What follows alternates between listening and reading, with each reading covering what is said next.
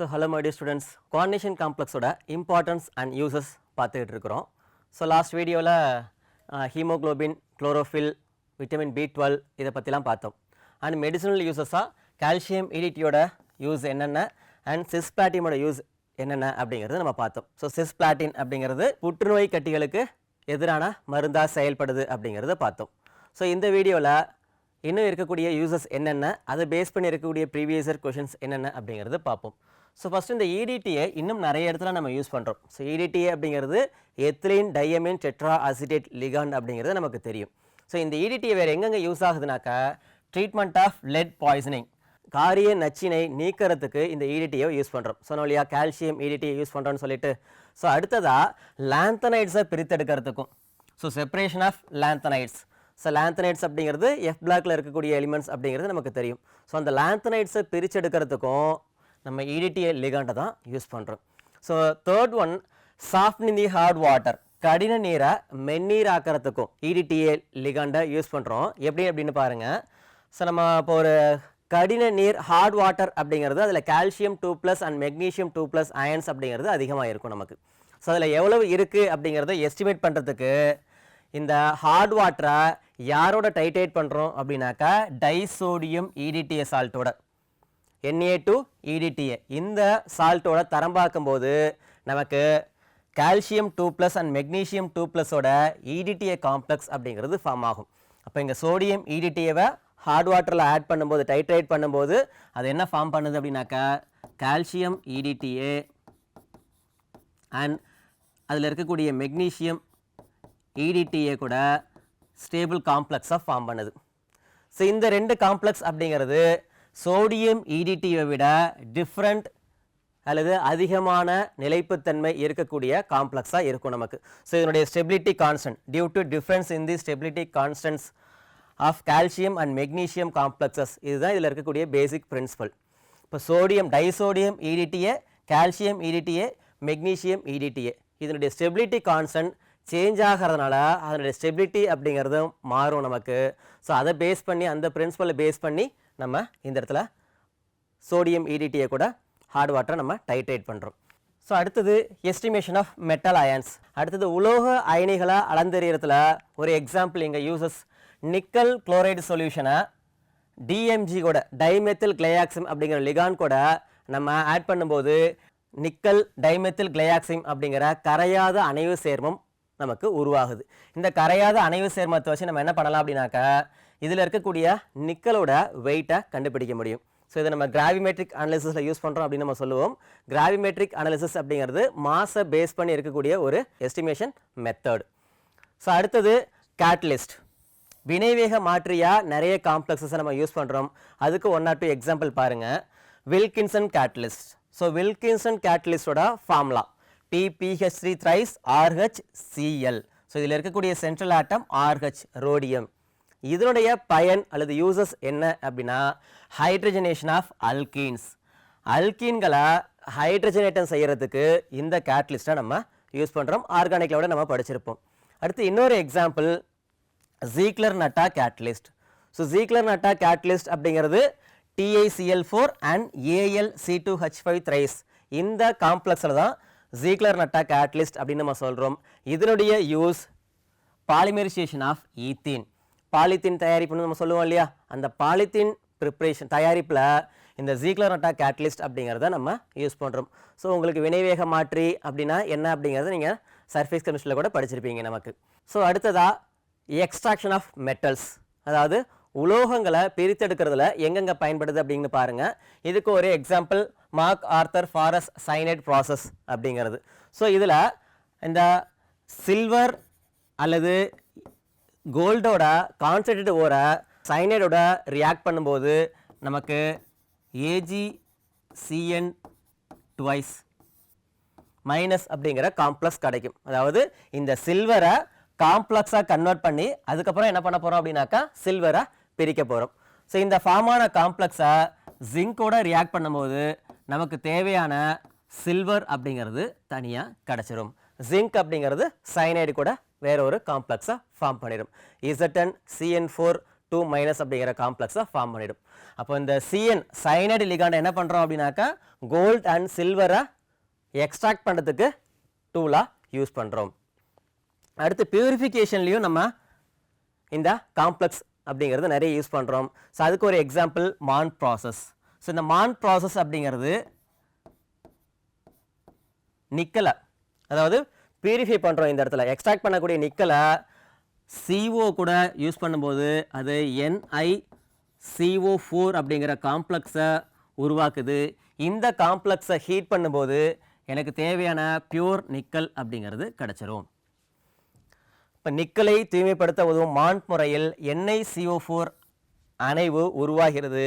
இதனை சிதைவடைய செய்து 99.5% தூய நிக்கல் தயாரிக்கப்படுகிறது. ஸோ இந்த காம்ப்ளெக்ஸ் இந்தந்த மெட்டல்ஸை எக்ஸ்ட்ராக்ட் பண்ணுறதுக்கும் பியூரிஃபை பண்ணுறதுக்கும் நம்ம யூஸ் பண்ணுறோம். ஸோ அடுத்தது தாலோ ப்ளூ அல்லது தாலோ நீலம். இந்த தாலோ ப்ளூ அப்படிங்கிறது அச்சுமை தயாரிப்பில், அதாவது பிரிண்டிங் இங்க் ப்ரிப்ரேஷனில் யூஸ் பண்ணக்கூடிய ஒரு காம்ப்ளெக்ஸ். ஸோ இந்த காம்ப்ளெக்ஸில் யார் இருக்காங்க அப்படின்னாக்கா தாமிரம் 2 காப்பர் 2 அப்படிங்கிறது இதில் இருக்குது. Cu2 அப்படிங்கிறது இந்த தாலோ ப்ளூவில் இருக்கக்கூடிய மெட்டல். ஸோ இன்னும் சில இடத்துல நம்ம யூஸ் பண்ணுறோம். ஸோ முக்கியமாக ஃபோட்டோகிராஃபியில், ஸோ இந்த புகைப்பட தொழிலில், ஸோ முன்னாடி இப்போ நம்ம டிஜிட்டல் யூஸ் பண்ணிக்கிட்டு இருக்கோம். ஸோ முன்னாடி ஃபிலிம் ரோல் அப்படிங்கிறது கேள்விப்பட்டிருப்பீங்க. இந்த ஃபிலிம் ரோலில் சில்வர் புரோமைடு அப்படிங்கிறது தான் கோட் பண்ணியிருப்பாங்க. ஸோ நம்ம ஃபோட்டோ எடுக்கும்போது அதில் அன்டிகம்போஸ்ட் AGBR இருக்கும்போது அதை ஹைப்போ கூட என்ன பண்ணுறோம் அப்படின்னாக்கா வாஷ் பண்ணுறதுன்னு சொல்லுவோம். ஹைப்போ சொல்யூஷன் அப்படிங்கிறது சோடியம் தயோசல்ஃபேட். ஸோ அப்போ அந்த ஃபிலிம் ரோலை சோடியம் தயோசல்ஃபேட் கரைசலை நம்ம வாஷ் பண்ணும்போது AGBR எக்ஸஸாக இருக்கக்கூடிய AGBR எல்லாம் நமக்கு போயிட்டு நெகட்டிவ் அப்படிங்கிற பார்ட் மட்டும் நமக்கு கிடைக்கும். ஸோ அந்த AGBR சோடியம் தயோசல்ஃபேட் கூட ரியாக்ட் ஆகும்போது கரையக்கூடிய சோடியம் டை தயோசல்ஃபேட்டோ அர்ஜென்டேட் 1 அப்படிங்கிற சாலிபிள் காம்ப்ளெக்ஸ் ஃபார்ம் ஆகுது. அப்போ இந்த இடத்துல நம்ம என்ன பண்ணுறோம் அப்படின்னாக்கா காம்ப்ளெக்ஸ் அப்படிங்கிறது யூஸ் ஆகுது. ஸோ இதை பேஸ் பண்ணி இருக்கக்கூடிய ப்ரீவியஸ் இயர் கொஷின்ஸ் என்னென்ன அப்படிங்கிறது பார்ப்போமா. ஸோ ஃபர்ஸ்ட் கொஷின் பாருங்கள், பின் வருவனவற்றில் எது புற்றுநோய் எதிர்ப்பு காரணியாக கருதப்படுகிறது? ஸோ புற்றுநோய் எதிர்ப்பு காரணி அப்படின்னாக்கா நமக்கு ஞாபகம் வர வேண்டியது என்ன காம்ப்ளெக்ஸ்? சிஸ் பிளாட்டின். ஸோ இந்த சிஸ் பிளாட்டினோட ஸ்ட்ரக்சர் இதில் NH3யும் Cl லிகாண்ட் இருக்குது அப்படிங்கிறது பார்த்துருந்தோம். ஸோ இந்த இடத்துல எது சிஸ் ஃபார்மேட் அப்படிங்கிறது பாருங்கள். ஸோ இந்த இடத்துல மாலிகுலர் ஃபார்மில் மேட்ச் ஆகல, அப்போ இது ரெண்டும் நமக்கு சாய்ஸ் கிடையாது. செகண்ட் அண்ட் தேர்ட் ஃபோர்த்தை பாருங்கள், இது டிரான்ஸில் இருக்குது. ஸோ இதுவும் நமக்கு ஆன்சர் கிடையாது. இப்போ ஆன்சர் நம்ம கரெக்ட் ஆப்ஷன் யார்? இந்த ஆப்ஷன் 2ல் இருக்கக்கூடியது தான். ஸோ ரொம்ப சிம்பிளாக இருக்கக்கூடிய கொஷின் தான். ஸோ இதே கொஷின் எய்ம்ஸ் 2008லையும் கேட்டிருக்காங்க அண்ட் AIPMT 2004லையும் நமக்கு கேட்டிருக்காங்க. சேம் கொஷின்ஸ் தான் நமக்கு. ஸோ நெக்ஸ்ட் கொஷின் பாருங்கள், எதிர் புற்றுநோய் மருந்தான சிஸ் பிளாட்டினின் உள்ள ஈனிகள். The ligands in anti cancer drug cisplatin are. எந்தெந்த லிகாண்ட் இருக்கும் நமக்கு? எஸ், குளோரைடோ அமைன் அப்படிங்கிறது இருக்கும். எந்த சாய்ஸில் இருக்குன்னு பாருங்கள். So option 1. ஸோ நீங்கள் மற்ற சாய்ஸ் இதில் பார்க்க வேண்டாம். ஸோ ரொம்ப சிம்பிளான இருக்கக்கூடிய கொஷின்ஸாக தான் இருக்கும் நமக்கு. அப்போ NH3யும் Clலும் ஆப்ஷன் 1ல் தான் இருக்குது. அப்போ இதுதான் நமக்கான கரெக்ட் ஆன்சர். ஸோ இதில் NH3 இருக்குது, Cl இல்லை. இங்கே Cl இருக்குது, NH3 கிடையாது. இங்கேயும் Cl இருக்குது, NH3 கிடையாது.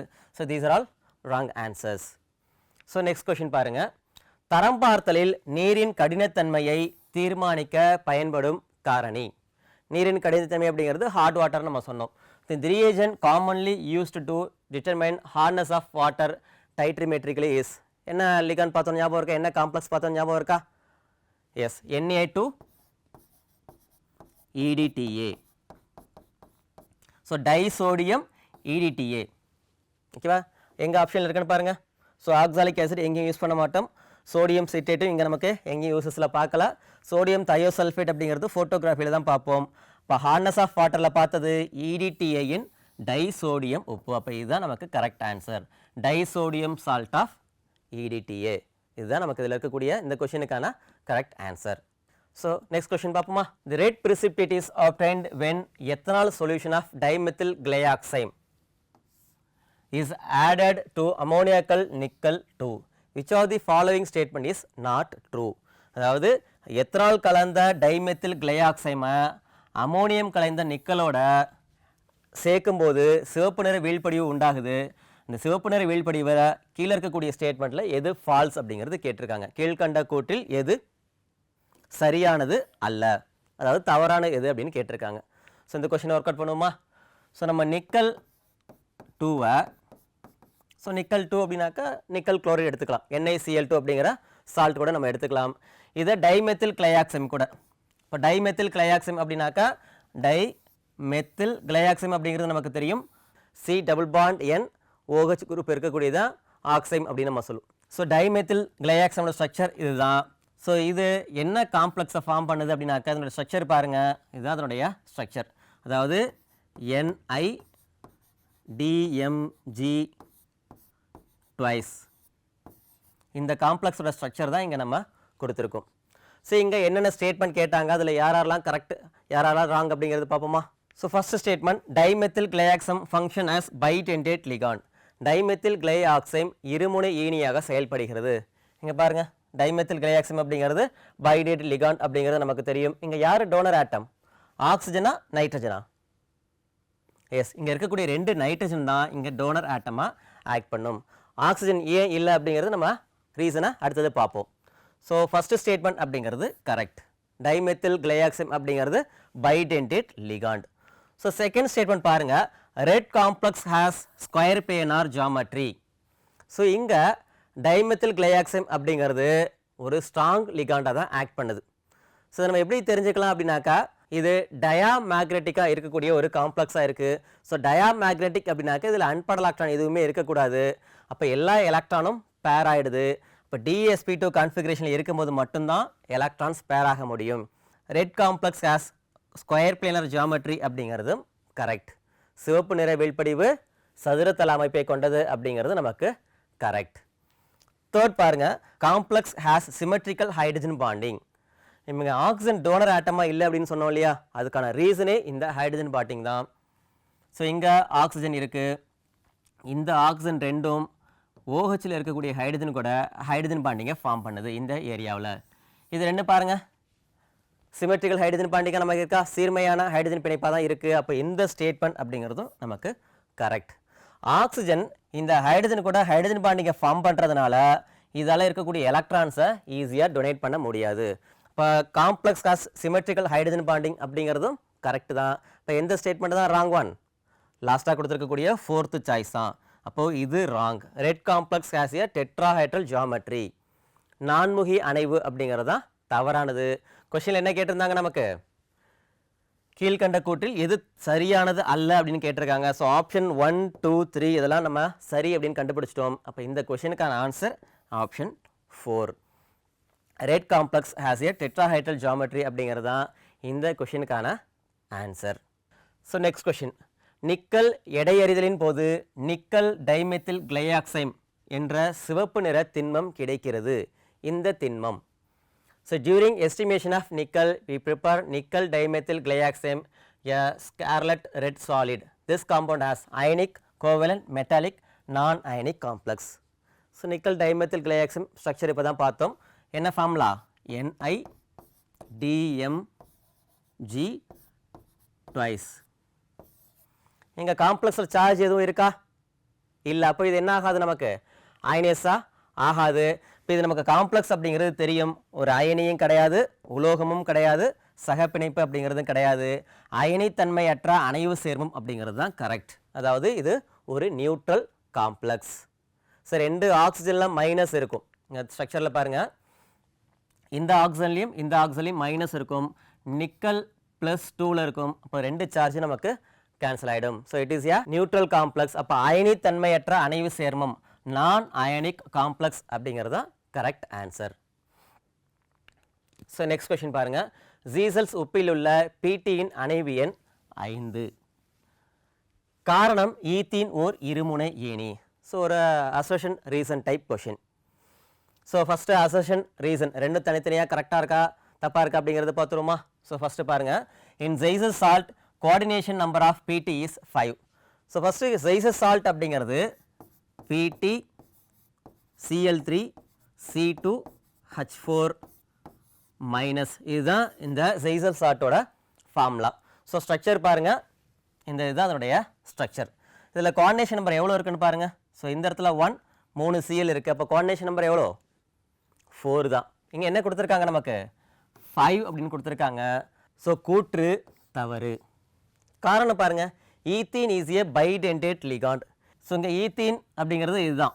எத்தனை பாண்டை தான் ஃபார்ம் பண்ணியிருக்கு அப்படின்னாக்கா ஒரே ஒரு கோஆர்டினேட் பாண்டை மட்டும்தான் ஃபார்ம் பண்ணியிருக்கு. அப்போ ஈத்தீன் அப்படிங்கிறது இந்த இடத்துல மோனோடென்டேட் லிகாண்ட் தான். இப்போ reason ethene is a bidentate ligand அப்படிங்கிறதும் ராங் ஒன். அப்போ இதுக்கான ஆன்சர் என்ன? நமக்கு அசர்ஷனும் ஃபால்ஸ் ஒன், ரீசனும் ஃபால்ஸ். அப்போ ஆப்ஷன் 4 அப்படிங்கிறது தான் ஆன்சர். கூற்று மற்றும் காரணம் இரண்டும் தவறு. ஸோ கோஆர்டினேஷன் நம்பர் 4 தான் ஈத்தீன் அப்படிங்கிறது மோனோடென்டேட் லிகாண்ட், ஒரு முனை ஈனி. அதெல்லாம் ரெண்டுமே தவறு. இப்போ ஆன்சர் ஆப்ஷன் 4ல் இருக்கக்கூடியது. ஸோ லாஸ்ட் கொஸ்டின் பாருங்கள். The compound used for gravimetric estimation of copper 2 is. So யூஸ்வலாக இந்த கிராவிமெட்ரிக் அனாலிசிஸ் அப்படிங்கிறது ஒரு ஸ்டேபிள் காம்ப்ளெக்ஸை ஃபார்ம் பண்ணணும், அது நமக்கு ப்ரிசிபேட்டாக இருக்கணும். கிராவிமெட்ரிக் அப்படிங்கிறது நம்ம சொல்லிட்டோம், மாஸை பேஸ் பண்ணி இருக்கக்கூடிய ஒரு எஸ்டிமேஷன் மெத்தட். அப்படி கொடுத்துருக்கக்கூடிய சாய்ஸில் யார் ஸ்டேபிள் காம்ப்ளெக்ஸை ஃபார்ம் பண்ணுவாங்க அப்படின்னாக்கா Cu2SCN ட்வைஸ் ஆர் CuSCN. இதுதான் நமக்கு ஒரு ஸ்டேபிள் ஒயிட் ப்ரிசிபிட்டேட்டாக இருக்கும். அப்போ காப்பர் 2வை நம்ம எடையறி பகுப்பாய்வில் பயன்படுத்துறதுக்கு என்ன அப்படின்னாக்கா Cu2SCN ட்வைஸ் அப்படிங்கிறதான் நம்ம யூஸ் பண்ணுறோம்.